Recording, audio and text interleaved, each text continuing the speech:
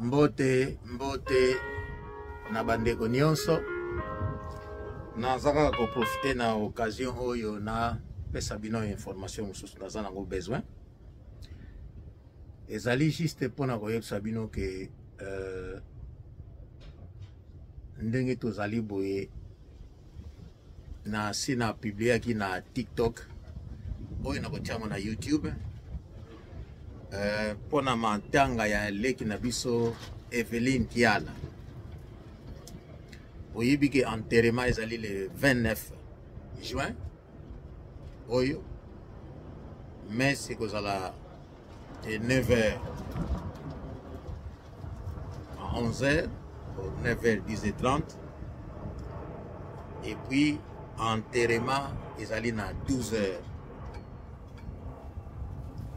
Oyebi bipai enterrement ezali eza na City of London. Alors tolingaki to informer bino lisusu ke exposition ya corps ndenge bolota na TikTok na publié déjà que exposition ya corps eza le 27 jeudi le 27 de 18h à 20h, tout ça na 2h seulement. Donc bolinga beaucoup à l'air. Ezali na numéro 10 Forestdale Shopping Center, Featherbed Lane, Addington, CR09AS Alpha Sugar. Nako bandela lisusu exposition à corps ezali jeudi donc lelo le 27 juin ekozala na number 10 Forestdale Shopping Center, Featherbed Lane, Addington, CR09AS ekozala de 18h à 20h.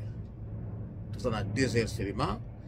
Ba oyo ba salaka ba localiser oyo ba likomona zote ya ndeko na bango pour la dernière fois. Ba localiser yango ba tala tangu oyo ya déplacement beaucoup makuna. Et ensuite les kambomususu lobby vendredi. Mespe ezali de 19h à 21h. D'ailleurs, salle et font souvent de 18h à 23h. Vendredi, samedi. Alors, vendredi à lobby, vous allez vendredi à Souka, pour vous allez ensemble.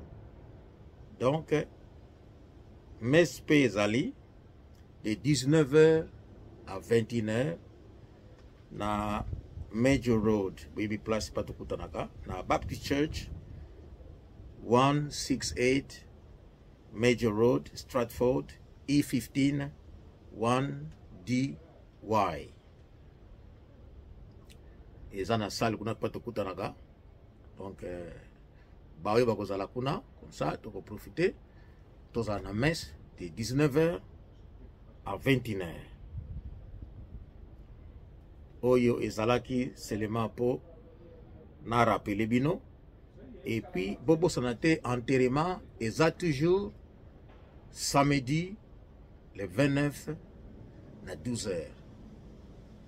Donc na tongo messe ezali après messe malamoko tokei na enterrement. Oyo ezalaki message na lingaki na passé na bino bandeko nyonso oyo bazali kokabula mawa na biso pona leki na biso ya mwasi Eveline Kiala. Journée malamu. À la prochaine. Ciao ciao.